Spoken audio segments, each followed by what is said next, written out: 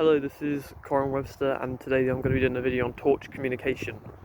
So I'm in another field again. I'm just going to be going over how you can use a torch to communicate to people over very long distances. So the most important thing to know with a torch is that you're going to be using Morse code.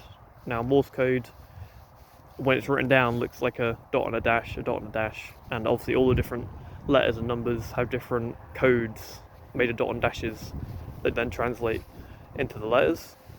So it's really important when you're using a torch to communicate that you can distinguish what the difference between a dot and a dash is. So I've got my torch here, I'm going to turn it on. With this torch I'm going to be making, if someone was to look at the torch, they'd be able to tell that I'm communicating with them, because I'd be covering my hand like this, then opening it and then closing it to make dots and dashes. Now with this torch, obviously it's easier to just cover it and then use my fingers to pull away rather than try and touch the on button constantly, because obviously if I do that and then go to a different setting, so it's going to be really awkward to try and dot, dot, dot. It's just going to be really awkward, so it's much easier just to cover your hand, dot, dot, like that.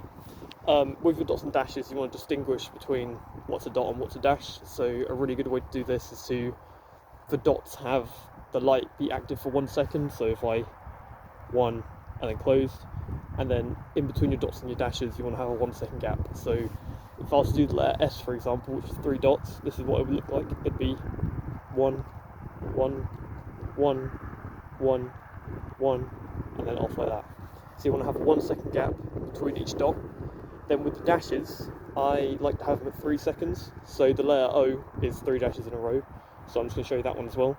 So it'd be 1, 2, 3, 1, 1, 2, 3, 1, 1, 2, 3.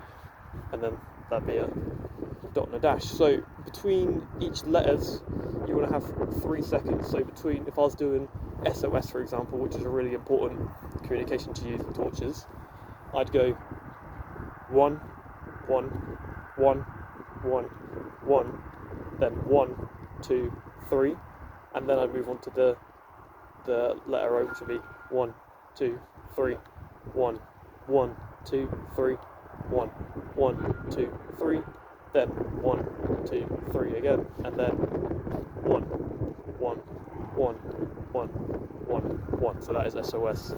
And then, so between letters, you want to do 3 seconds, and then if you're doing another word, you want to have 7 seconds in between it. Obviously, with the most important communication you're going to need is SOS, which is 3 dots, 3 dashes, 3 dots, as that's the most well-known one. And if anyone is looking out for you and they know Morse code, if they see dot, dot, dot, dash, dash, dash, dot, dot, dot, they know that there's trouble and they're going to be over. So I'm just going to show you how you can use it at long distances. So I'm going to use my phone over here, and then I'm going to move over to a different area and then start using the Morse code to do SOS.